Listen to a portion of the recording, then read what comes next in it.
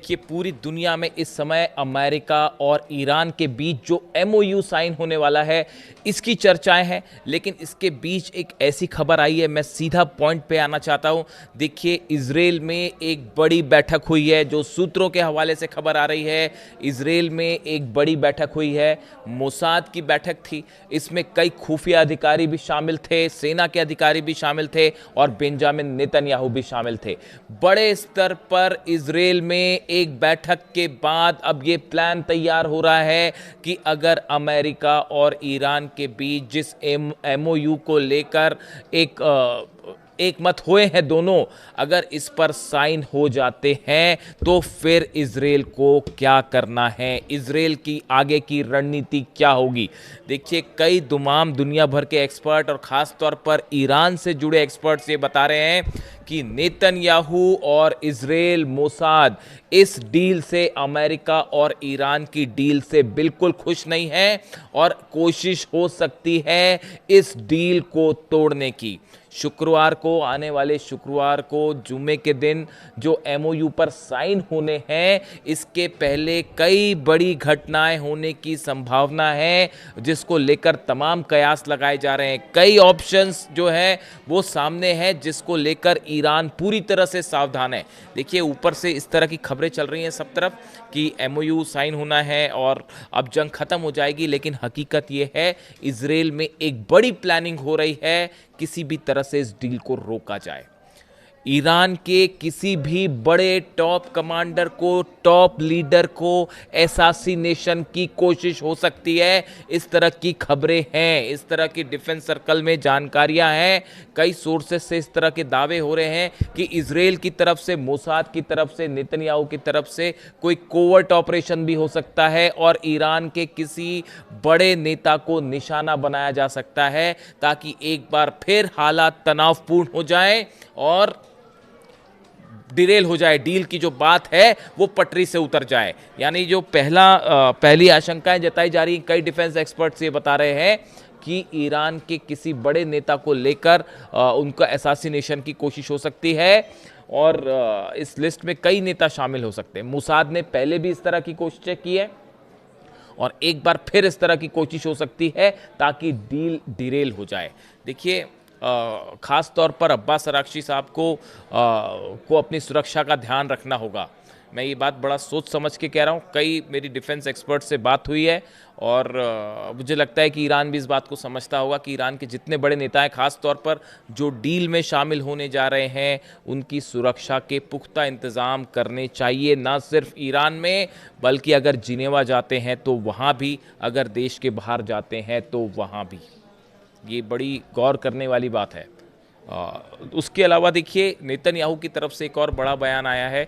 Netanyahu का ये कहना है कि लेबनान में जो हमारा ऑपरेशन चल रहा है, खास तौर पर हिजबुल्लाह के खिलाफ, वो हम नहीं रोकने वाले और अगर कोई डील होती भी है तो इसमें हमारा लेबनान में जो एक्शन चल रहा है, खास तौर पर दक्षिणी लेबनान में, उस पर कोई असर नहीं पड़ेगा, वो हमारा ऑपरेशन वैसे ही जारी रहेगा। यानी नेतन्याहू लेबनान को लेकर इस डील की बातों को मानने को तैयार नहीं है, ये इस वक्त की खबर है।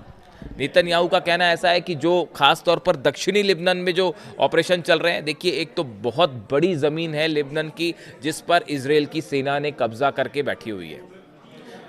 क्या ये नेतन्याहू ये ज़मीन खाली करके वापस आने को तैयार हो जाएंगे, जैसा कि ये डील का हिस्सा हो सकता है? क्या लेबनान पे हमला करने से रुक जाएंगे नेतन्याहू? फिलहाल इसकी संभावनाएं बेहद कम दिखाई दे रही हैं। देखिए, डील पेपर पे होना एक अलग बात है और 3000 बार जो है वो अलग अलग हमले हुए हैं पिछले कुछ वक्त के अंदर लेबनान के ऊपर। तो ऐसे हालात में क्या लेबनान को लेकर जो शर्त ईरान ने रखी है कि लेबनान में शांति होनी चाहिए, हमले नहीं होने चाहिए। बीती रात भी आपने देखा जिस तरह से बेरूत पर हमले हुए, उसके बाद ईरान ने अपनी मिसाइल्स तैयार कर दी थी और यह ऐलान भी कर दिया था ईरान की सेना की तरफ से कि आज रात इजराइल को करारा जवाब दिया जाएगा जो बेरूत पर उसने हमले किए हैं। और अगर आप ये सोचते हैं कि हमारे सहयोगियों को लेकर आप डील कर लेंगे, तो हम तैयार नहीं हैं उसके लिए, ये डील नहीं हो सकती। उसके बाद बड़ी मुश्किल से अमेरिका की तरफ से जो है वो सुलह करवाई गई और किसी तरह से ईरान को हमले से रोका गया, वरना बीती रात ही इजराइल के ऊपर मिसाइल्स बरसनी तय थी। ये बात साफ हो गई थी। अब उसके बाद अब हालात ये है कि ये एमओयू की बात सामने आ गई है, लेकिन क्या नेतन्याहू इस डील को होने देंगे, ये अपने आप में एक बड़ा सवाल है। और यही वजह है कि ईरान के 3 बड़े अहम बयान सामने आए हैं। देखिए, सबसे बड़ा बयान आया है मोहम्मद बागेर जोलगद्र का, जो सेक्रेटरी हैं सुरक्षा समिति जो है, सिक्योरिटी काउंसिल जो है ईरान की, इसके सेक्रेटरी हैं मोहम्मद बागेर जोलगद्र। इनकी तरफ से बयान आया है कि किसी भी तरह का अगर कोई भी छोटा सा भी हमला होता है, चाहे वो लेबनान में हो, चाहे ईरान में हो, चाहे ईरान के किसी सहयोगियों पर हो, तो उसका करारा जवाब इजराइल को दिया जाएगा।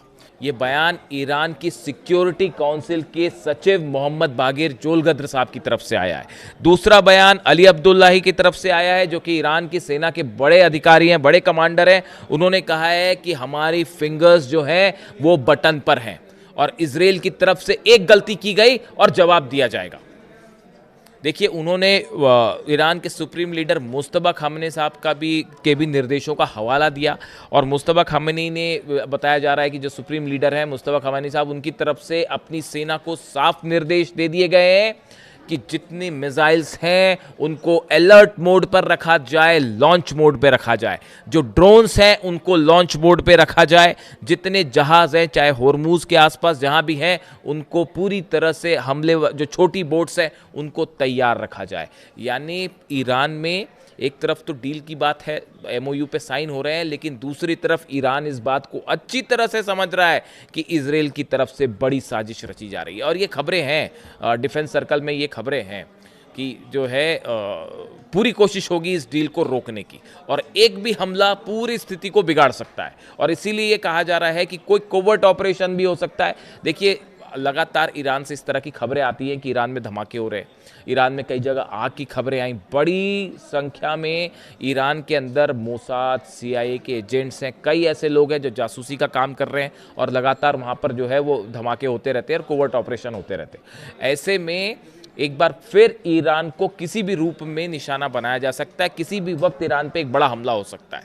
इसके लिए ईरान पूरी तरह से तैयार है, और यही वजह है कि मुस्तफा खामेनी साहब ने जो है अपनी सेना को ये निर्देश दिया है, अपने सारे बड़े अधिकारियों को ये निर्देश दिया है कि भले बातचीत हो रही हो, एमओयू पर साइन करने की बात है, सब है ठीक है, डील अपनी जगह है, लेकिन तैयारी पूरी रखनी है किसी भी हमले का करारा पलटवार करने के लिए। तो देखिए, हालात जो हैं ऊपर जो दिख रहे हैं, डील एमओयू को लेकर अंडरस्टैंडिंग बन गई है, और इसमें बहुत बड़ी जीत है ईरान की। मतलब इस डील में भी आप समझिए ऑलमोस्ट जितनी बड़ी शर्तें थी ईरान की, वो सब की सब डोनाल्ड ट्रंप ने मांग ली है। होर्मुज में अमेरिकी सेना पीछे हटेगी, बात नंबर 1। बात नंबर 2, ईरान सर्विस टैक्स लेने की जो बात कह रहा है उसके बारे में अभी कुछ कहा नहीं जा रहा, लेकिन सोर्सेज से ये खबर है कि ईरान जो है वो वहाँ से एक सर्विस टैक्स लेगा जो जहाज़ वहाँ से गुजरेंगे, इसको लेकर। देखिए, तीसरी जो सबसे अहम बात है इस एमओयू में, जिसको लेकर डोनाल्ड ट्रंप ने खुद बयान दिया है कि हॉर्मुज से बारूदी सुरंगें जो बिछी हुई हैं ईरान की, वो हटाई जाएंगी। अब ये थोड़ा सा ईरान को सावधान रहने की ज़रूरत है इस बात पे, क्योंकि एक बार अगर बारूदी सुरंगें हट जाती हैं तो ऐसे हालात में एक प्रकार से वहां पर जहाज, कोई अगर अमेरिका के कोई जहाज हैं या दुश्मन देश के कोई जहाज वहां पर अंदर घुसने की कोशिश करें, तो उनके लिए वो रास्ता कुछ हद तक खुल जाएगा। इस बात को लेकर थोड़ा सा सावधान रहने की ज़रूरत है, क्योंकि ये बारूदी सुरंगों का बिछा रहना ये सबसे बड़ी वजह थी जिसके चलते अमेरिका के जहाज़ ईरान पर आगे बढ़ के हमला नहीं कर पाए, और कोई ताकत उन बारूदी सुरंगों को वहाँ से नहीं हटा पा रही थी। ऐसे हालात में अब वहाँ से बारूदी सुरंगों को हटाने का काम एक तो काफ़ी लंबा चलेगा, और वो हटने के बाद ईरान को हॉर्मुज में अलर्ट रहने की सख्त ज़रूरत है। देखिए, इसके अलावा जो दूसरी बड़ी अहम खबर है कि जो 24 बिलियन डॉलर्स की जो संपत्ति ईरान की सीज है, उसमें से 12 मिलियन यानी आधे पैसे इस एमओयू के साइन होने के आसपास रिलीज कर दिए जाएंगे, उसके पहले रिलीज कर दिए जाएंगे। ये ईरान की बहुत बड़ी जीत होगी, जिसके लिए पहले अमेरिका तैयार नहीं था, लेकिन अंततः मुस्तफा खामेनी के सामने ट्रंप को झुकना पड़ा। तीसरी और सबसे अहम बात, ईरान अपना यूरेनियम किसी देश को नहीं सौंपेगा। ये बहुत बड़ी जीत है ईरान की। देखिए लगातार अमेरिका ये कहता रहा कि हम यूरेनियम ले लेंगे, इस तरह के बयान सामने आए कि यूरेनियम पर कब्जा किया जाएगा, लेकिन जो एमओयू है उसके मुताबिक ईरान का यूरेनियम ईरान के पास ही रहेगा। इतना ही नहीं, 3.67% एनरिचमेंट का अधिकार भी ईरान के पास रहेगा। जो बराक ओबामा ने जो डील की थी 2015 में, उसमें भी ये परमिशन थी। यानी आप देखिए ईरान की विदेश नीति की कितनी बड़ी हार है। यानी आप ये देखिए कि अमेरिका की विदेश नीति की कितनी बड़ी हार है ये। डोनाल्ड ट्रंप जो समझौता बराक ओबामा ने किया वो चल रहा था, पहले उसको तोड़ा, ये बोल के तोड़ा कि भाई ईरान परमाणु बम बना लेगा, जबकि ऐसा कुछ नहीं हो रहा था। आपने उस समझौते को तोड़ा, आपने हमला किया, और उसका नतीजा ये है कि अब वो जो नुकसान हुआ है भरपाई उसके जो पैसे हैं वो भी दिए जा रहे हैं, $300 अरब भी देने पड़ रहे हैं। जो संपत्ति फ्रीज थी वो भी रिहा की जा रही है। जो बैन लगा हुआ था, यूरोपियन कंट्रीज ने जो बैन लगाए थे वो बैन भी, प्रतिबंध भी हटाए जा रहे हैं। यानी आप देखिए हर स्तर पर अमेरिका की हार हुई, जंग में हार हुई, जो डील है उसमें भी ईरान की शर्तें माननी पड़ गई, और अब हालात ये हैं, बताया ये भी जा रहा है कि आने वाला चुनाव भी डोनाल्ड ट्रंप के लिए मुश्किल होने वाली है, नवंबर में जो मिड टर्म पोल्स हो रहे हैं। इसके अलावा देखिए बड़ी खबर ये भी है, हिजबुल्लाह, हमास और हुती, ये जो तीनों संगठन हैं, इनको लेकर एमओयू में किसी भी तरह का कोई कमिटमेंट नहीं है। ईरान ने हमेशा ये बात कही कि हमारे जितने सहयोगी हैं, पार्टनर्स हैं यहाँ पर, उनको लेकर हम कोई डील नहीं करेंगे, और आखिर अमेरिका को ये बात भी माननी पड़ी। हिजबुल्लाह, हमास और हुती का इसमें कोई जिक्र नहीं है, और जितने प्रतिबंध लगाए हैं जर्मनी ने, फ्रांस ने, ब्रिटेन ने, ये सब प्रतिबंध, इटली ने, ये सब प्रतिबंध जो है वो ईरान के ऊपर से हटाए जाएंगे। यानी डील की ये जो 5-6 पॉइंट्स हैं, ये ऐसे हैं जिसमें बात साफ होती है कि मुस्तफा खामनेई के सामने डोनाल्ड ट्रंप झुक चुके हैं, और लगातार अमेरिका की जो बातें सामने आ रही थी, दबाव सामने आ रहे थे, चाहे उन्होंने हॉर्मुज ब्लॉकेड किया, हमले किए, सब बातों को धता बताते हुए ईरान अपनी बात पर अड़ा रहा, और उसका नतीजा ये है कि आज अमेरिका को अपनी हार स्वीकार करनी पड़ी है। इसीलिए ये कहा जा रहा है कि ये एमओयू जो है अमेरिका की करारी हार है। देखिए कई लोगों ने ये सवाल किया कि ये डील ठीक है या नहीं है, क्या ईरान को एमओयू साइन करना चाहिए। देखिए अभी तक जो बातें सामने आई हैं उसके मुताबिक इसमें ईरान की मिसाइल्स जो हैं वो ईरान के पास रहेंगी। सबसे बड़ी बात, ईरान की मिसाइल्स ईरान के पास हैं। जब तक ईरान की मिसाइल्स ईरान के पास हैं तब तक ईरान सुरक्षित है, बात नंबर 1। बात नंबर 2, ईरान तो न्यूक्लियर बम पहले भी नहीं बना रहा था, एटम बम पहले भी नहीं बना रहा था, और अब भी वो कह रहा है कि हम नहीं बनाएंगे। तो इसमें किसी की जीत और हार का कोई सवाल ही नहीं है। सवाल है एनरिचमेंट का अधिकार। ईरान ने कहा हमारा एनरिचमेंट हम करते रहे हैं और आगे भी जारी रखेंगे, 3.67% का जो लेवल है हम वो बरकरार रखेंगे, और इस बात के लिए अब अमेरिका राजी हो गया। यानी जो ये यूरेनियम एनरिचमेंट पूरी तरह रोकने की जिद थी, ये पूरी तरह से फेल साबित हो गई अमेरिका की, और ईरान अपनी बात पर, यानी यूरेनियम के मुद्दे पर भी ईरान जीता है, न्यूक्लियर मुद्दे पर भी ईरान जीता है। $300 अरब का जो नुकसान हुआ है, ईरान को ये संपत्ति भी वापस की जाएगी। जो अलग अलग हमलों में ईरान का नुकसान हुआ है वो वापस किया जाएगा। जो फ्रीज संपत्ति है उसमें से आधी जो है $12 मिलियन जल्दी ही रिलीज़ किए जाएंगे। लेबनान पर हमला, लेकिन देखिए बात जो है घूम फिर के जो आ रही है वो आ रही है लेबनान पे। क्या नेतन्याहू इसके लिए तैयार होंगे हमला रोकने के लिए? जो खबरें हैं उसके मुताबिक नेतन्याहू जल्दी ही डोनाल्ड ट्रंप से मुलाकात भी कर सकते हैं। अब देखिए एक बड़ा फ्रेम समझिए, ये जो आनन फानन में डील की गई अमेरिका की तरफ से, सब शर्तें मान ली गई हैं ईरान की। इसकी बड़ी वजह, सबसे बड़ी वजह, आखिर डोनाल्ड ट्रंप क्यों राजी हुए, उसकी सबसे बड़ी वजह है अमेरिका में होने वाले मिड टर्म पोल्स, जिसमें डोनाल्ड ट्रंप हारने जा रहे हैं उसको। और अगर ये हॉर्मुज ना खुलता और ये डील ना होती तब तो हार और भी बुरी हो जाती। और डोनाल्ड ट्रंप को ये लग रहा था कि भाई पूरे दुनिया में जो है वो बिजनेस ठप पड़ा है, ऑयल ठप पड़ा हुआ, अमेरिका में प्राइस हाइक होते जा रहे हैं, तेजी से कीमतें बढ़ रही हैं, इन्फ्लेशन बढ़ रहा है, तो मेरी हार ना हो जाए मिड टर्म पोल्स में। इससे बचने के लिए आनन फानन में ये डील की गई है।